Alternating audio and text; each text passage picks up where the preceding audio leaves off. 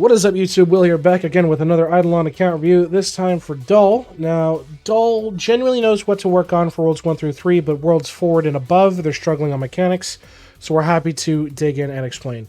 Based on what I'm seeing straight away, and I know you wanted to focus on World 4 mechanics and above, this is relevant to it. You have guys that have the ability to be doing Tranquil-style Divinity prayers right now.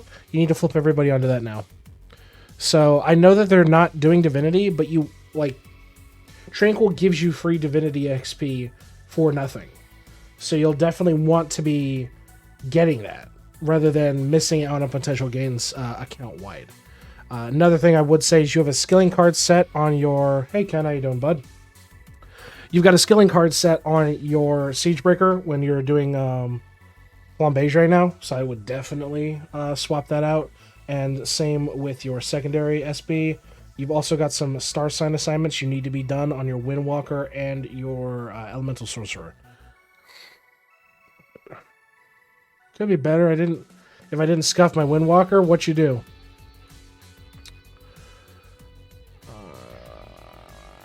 Lad.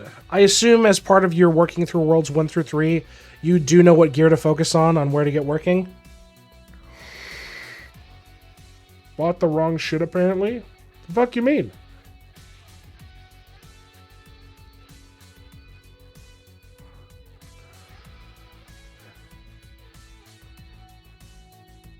Yeah, because your gear's just minimal as all fuck, but I imagine you're working on it, which is fine. Getting troll on everybody instead of going through void and stuff. Gotcha. Defense but no HP and extra attack. Ah, I get what you mean now. Ken, okay. Cooking-wise, where are we at? Okay, so you're relatively new into cooking. Do you know the method of madness primarily for cooking? Dull? How goes this review? Literally just started. You caught it right at the start.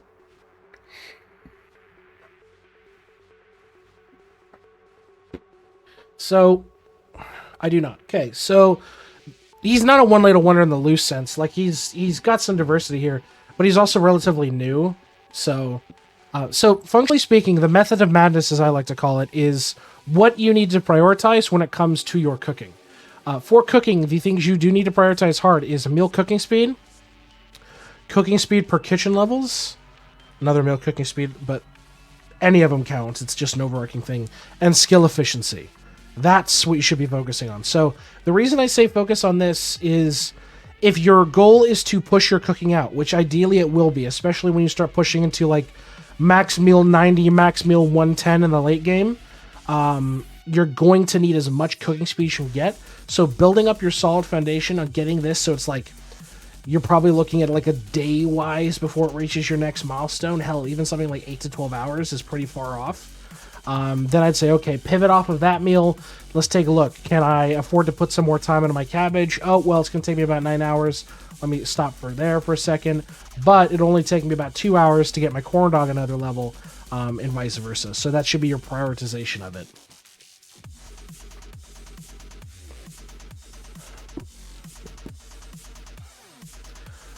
Overall, though, I mean, I'm not too particularly worried.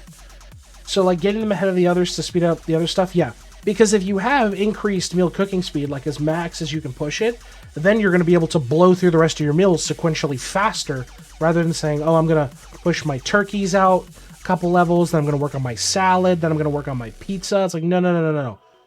Punch it. Absolutely juice the fuck out of your meal cooking speed, because you're going to be able to, like, jump your levels severely, right? It's super beneficial to do it this way, because you're building a foundation of generation to help further you. Is the ladle mark how many ladles I would need for the next milestone? Yes, that's exactly what it is. And hence why some people brought up the term one ladle wonder. If you get enough cooking speed, this will all literally just say one ladle. Like, you have some, but others not. So yeah, this will literally tell you, hey, it'll take 11 ladles to go from this amount of progress to your next milestone. 1,000 of them, I think. There you go. So if it's only going to cost you 1 ladle to do your egg and 9 ladles to do your cabbage, I think you know what you got to do. One piece of warning. Leaks. Skilling prowess. This cap's at 200%. Do not use a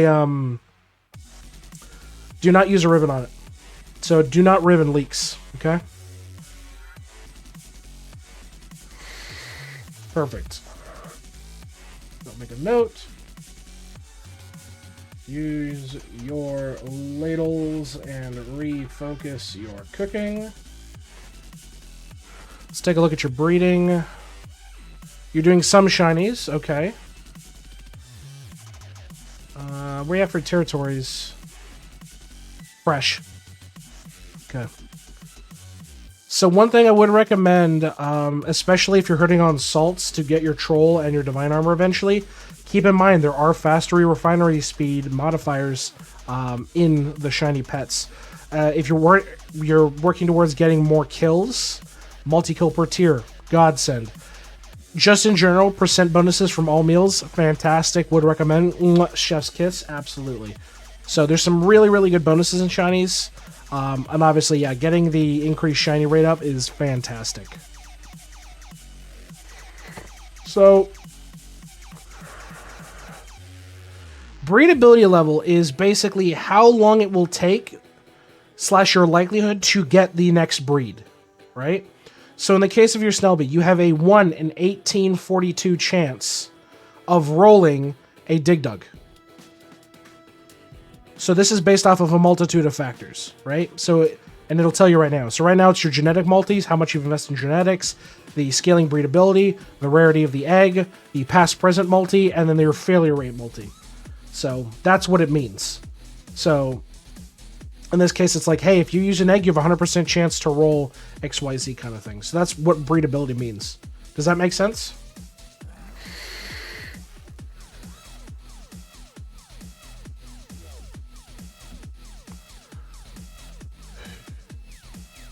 Perfect. Territories, you think you're fine. Upgrades wise, yeah, getting past present brood is going to be really, really nice as well. Egg capacity, always good. Fence is going to be great for when you're working on your breedability and shinies as well. So there's some good bonuses in here. Gene splicing determines how many genes I get based on the amount of kills, more or less. Yeah.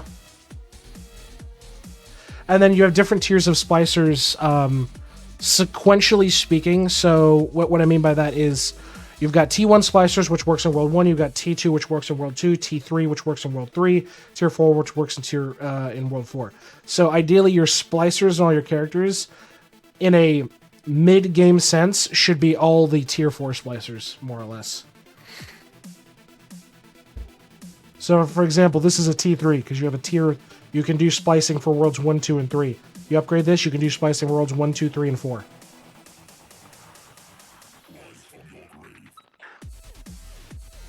Lab-wise... Okay, shut this off. So in lab, shut off Viaduct of the Gods. Do not connect to this. This is the wrong... This is a noob trap, because this 30% slower alchemy is really going to hinder you. Genuinely really going to hinder you. So make sure you do not connect to Viaduct of the Gods. It's not something you need to worry about right this moment. Eventually, when you get down the line, you've got a fully active Boo Boo online. Just fucking, you'll be gunning.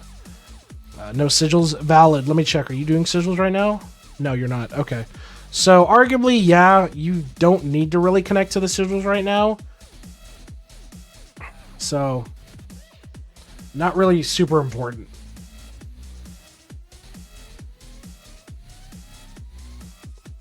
Rift-wise, okay, you're Rift 34. Okay, you're working your way towards that. Good. Okay, so you have Eclipse Skulls unlocked. Do you understand how Eclipse Skulls work?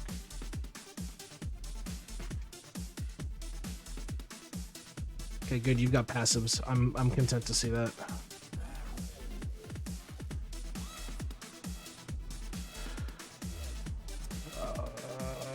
Let's see. Yeah, but I have way too little multi-kill. So here's the kicker. With Eclipse Skulls, it's going to scale because it's multiplicative damage. Getting 5 mil max on Gmush. How much time candy do you have? Well, partially, arguably, it's going to be dependent on your gear as well, since you're running just Void. This is okay. First and foremost, get him some stat sticks. Get him better. Get him better wax. Get him anything better than a wax skull. Improve your traps, but ideally, while you're pushing for eclipsing, you're going to be getting multiplicative damage per eclipse skull. So as you get more and more eclipse skulls, it's going to get faster and faster. I'm curious what, actually, before I even move on, what prayers are you running on that guy? Okay, so you're just running Royal Sampler skill Dimwit. Do you have the other prayers? Oh, dude, you should be running, you don't even have Balance of the Pain. You don't Balance of Pain. Balance of Pain's great. Multi-kill per damage tier. Fucking boom, right there. Balance of Pain is disgustingly good. I'd definitely grab Balance of Pain. Get that going.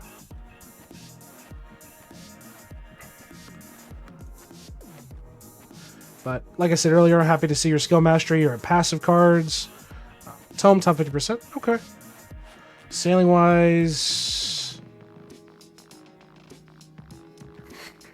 I really don't like the TD. Yeah, TD sucks. TD sucks, but you have to do it. Like, you just have to do it. Okay, so you've got Frost Relic, you got Fury Relic. Very good. So, Frost Relic and Fury Relic are going to be, like, your hard focuses in here. The top three I always recommend is Fury Relic, Frost Relic, and Trilobite Rock. So you're getting multi-kill per damage tier from Trilobite, percent skill efficiency for Worlds 1, 2, and 3 from Frost Relic, and the max talent book levels at Library with Fury Relic. They're the three most important in my mind. Eventually you'll get access to the lanterns, which will just go fucking burr. But for, yeah, right now, those three are the hard focus. So keep working on unlocking the rest of your sailing, for sure.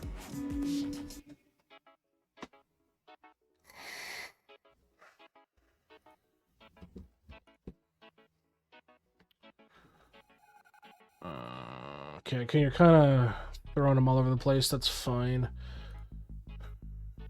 Let's see. You don't have Doot by the looks of it. Do you have anybody in lab right now? No. So with Divinity... It's a level boats, okay. So with Divinity, you need to unlock your remaining 3 gods. I know that you're not going to be using them, but you want to be leveling, or you want to be getting your last 3 gods. You don't want to not have them. The bonuses from their blessings do matter. They really do matter. So definitely work on unlocking your remaining 3 gods. So unlock your remaining gods. Do whole. Yeah, we'll take a look at that too. Bits wise, gaming's gaming. It's just going to take time and luck on that. You're at 12.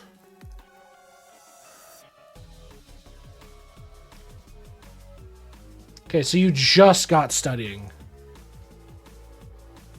No, I get that. Yeah. To get the other bonuses, I meant in the sense of you need to unlock your remaining gods. Okay, 2,000 hours is kind of low. Bell. Still working on Heart by the looks of it. Yeah, you're fairly fresh into whole content.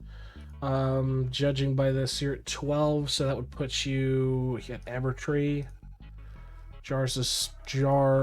Justice is low, but you're picking stuff up, which is good. Oh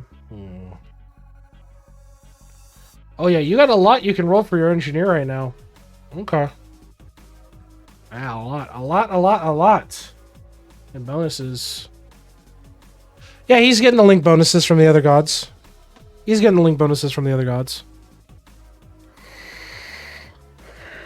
So the important investments for bonuses wise, monument bonuses, fantastic, absolutely key. And measurement bonuses. These two should be your first priority. Max them out ASAP. Villager XP wise, don't fall for this. This is just a flat 30%. It doesn't get better than that. These two are going to be better options for you for sure. For sure. Yeah, because your measurements, yeah, you're barely touching it. Ideally, Sheesh. Yeah. Ideally, I would say it's time to start hard focusing, getting your engineers unlocked, getting all this shit done up and dusted. Do I keep on the explorers for Wisdom and Gambit? Dude, you're gonna be there. You're not gonna be able to fucking get there for a while, man. Like, your obol count is ridiculously low. So for context, from going from Gambit to Temple is 58 billion. It's 58 bill to go from Gambit to Temple. Functionally speaking, I think you're good where you're at. Arguably, you could push up to Wisdom and Gambit if you really wanted to, but you need to hard focus getting some more AFK hours into your Justice. Justice is going to give you some fantastic bonuses, absolutely, and same with your Bravery. If you want to increase your damage, this is going to do it. In terms of your Bell, because I saw your Bell was really fucking low, and you have Studying, which is good, you should be hard focusing getting the Bell up in your Studying, because this every 20th Bell ring gives you a random plus level bonus, will scale ridiculously fast, and is very, very good. Arguably, as well, just get one level in everything that you can. Just get one level in everything, especially Well. Well's ridiculously good. Getting more Lamp Wishes per day, fantastic. But the Bravery gets you the ability to skip the early fights. I have 9 Eclipses left, Will. Nice, Squanchy. And like I said, Bell, this bonus skill's really, really nice. So, let me make a note. Refocus your...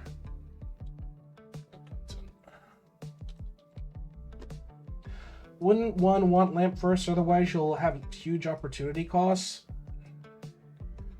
Arguably, it's not bad. And he's working on Lamp now, so you can just kind of leave it. But afterwards, I would recommend pushing to Well and to the Bell bonuses. And at least one level in the Bravery, just so you get the minimum damage, and you'll be able to skip the early easy fights for sure. Slab, I'm not particularly worried about. I'm just curious. As a heads up, we've got an ad coming in about 40-ish seconds. When the ad hits, I'll take a pause. More or less what I figured. Slab is not something you need to concern yourself with right now. Farming-wise, you're on potatoes. Potatoes. You don't have OGs yet? That's fine. Are you, like, just starting? Is that the case? You've got some crops. You've got some. Do you know how to lock your plots and all that? Dull? Do you know how to lock your plots so you're doing a specific thing? Is there any drop table for WW weapons? Yes, it's in the Discord. Check our Discord.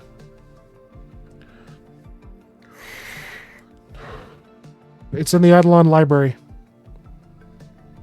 Yeah, so just make sure you're locking the relevant crops. So yes, extra plots, fantastic. Don't neglect the growth speed. Don't neglect the crop evolution chance. This is very, very, very important, and especially don't neglect the +1 crop when fully grown. Eventually, when you can as well, getting overgrowth is going to really start to pick up the pace on your farming ability as well. So overgrowth is key, and then the next one that is just cherry on top is getting land rank unlocked as well. But yeah, focusing on the core upgrades is very important to do so just keep up the good work on that.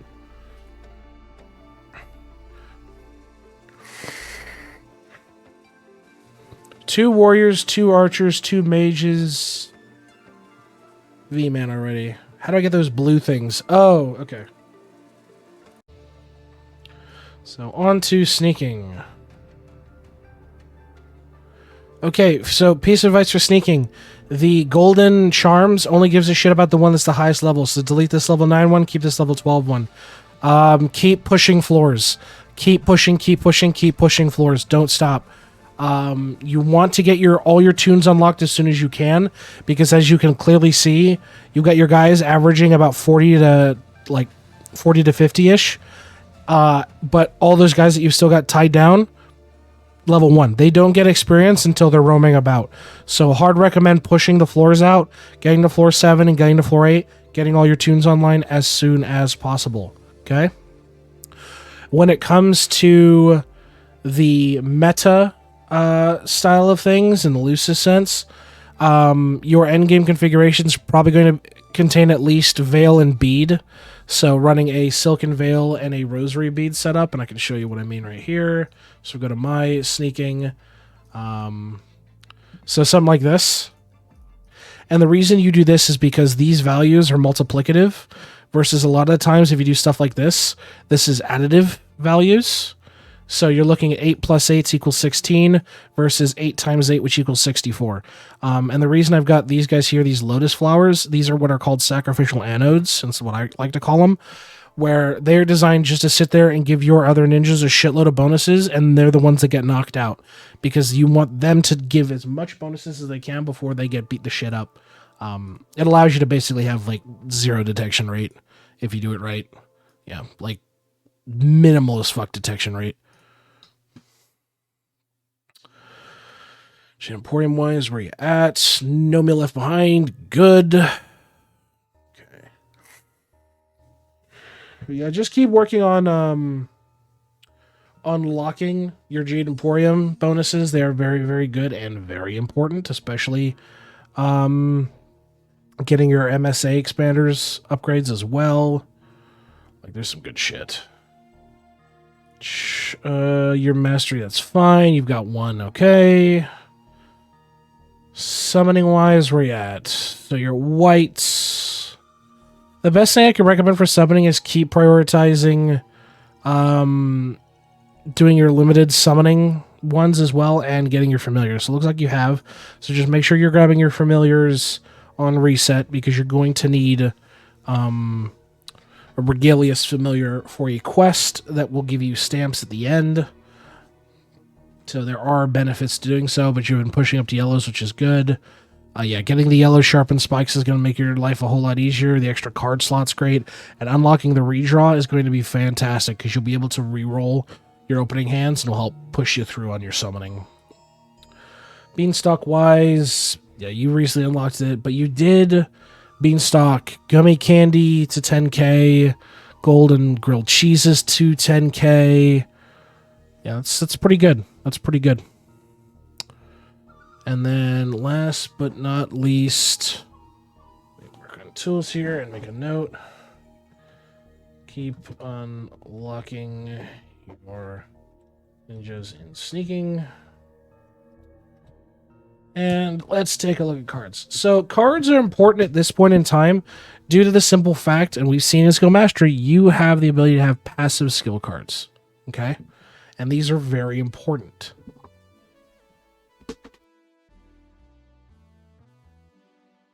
So, case in point, from what we can see. So given that all your skill cards, your relevant skill cards, are passive now, you want to maximize the bonuses you can out of your passive skill cards. So if we take a look here and say, oh, hey, I'm missing out on free money XP. You don't have Ruby cards yet, so I'm not worried, but getting to Diamond is achievable. So 5% money XP there.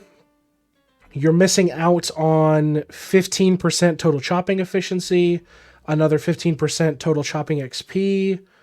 Let's see. Yeah, you're missing out on 20% total catching efficiency, so on and so forth. So getting your passive cards rolling is critically important if you really want to min-max your skills, especially since a lot of these cards are candyable. Obviously, doing the like World 6 cards and shit like that are a different breed because you have to AFK those.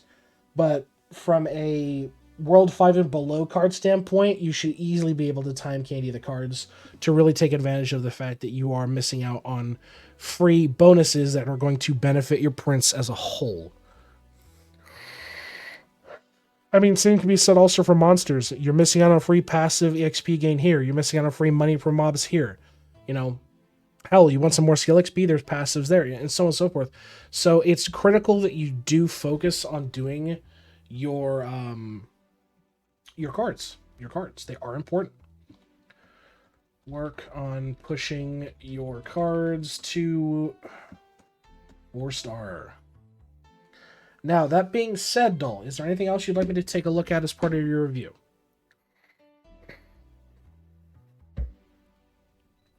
Because overall, going through the mechanics, obviously, for Worlds 4 and above, You've got some good progress on your account. You just need a bit more redirection when it comes to it.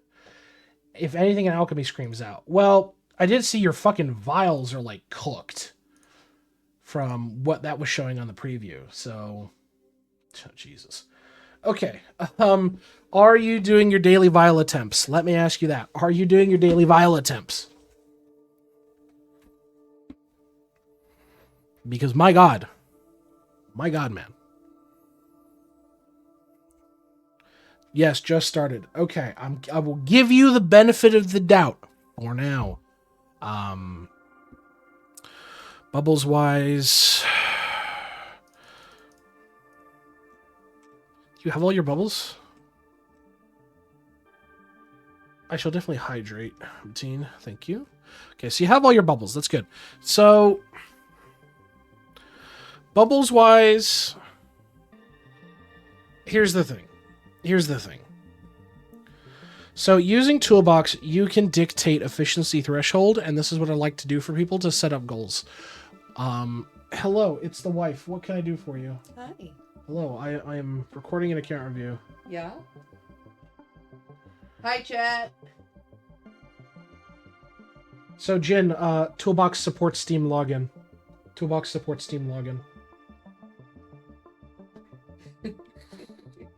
So even if you got a Steam account, it supports Steam login.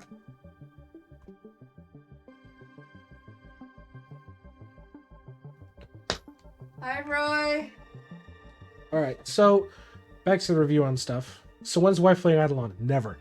What I'd recommend for you, Dulle, is I want to do this is prioritize getting the first 3 pages up to 70% baseline, and then arguably working on the 4th page. Don't worry about the 5th and 6th just yet. You're not ready for it. But getting the first 4 pages up to a 70% threshold is super achievable. Make sure you have the Eidolon Android app installed. You shouldn't need to. Wife should start playing Eidolon so it's more expensive for your house. Swipe? God, no. Don't do that. Well, I signed in through Steam. Weird. That is weird. Hey, Jen, after this review, throw me up your Eidolon, your first account, your first character's name, and we're going to go see if your data is public. Because we might be able to do it through the auto reviewer or idle efficiency, so we'll take a look.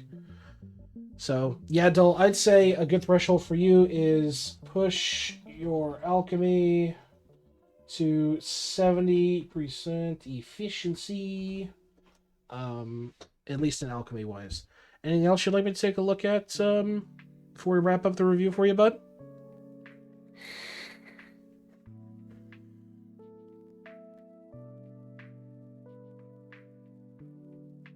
Because, I mean, overall, you're working on your account. It definitely shows. It screams that I rushed, and you're kind of backtracking, so... No, all good. Thank you. Not a problem. As for always, folks, you can catch us over on Twitch. We stream Eidolon Tuesdays, Thursdays.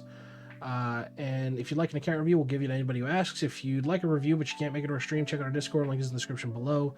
We've got a channel sub where you can request one, and we're happy to provide one to you whenever we can. So until next time, folks, we will see you in the next video.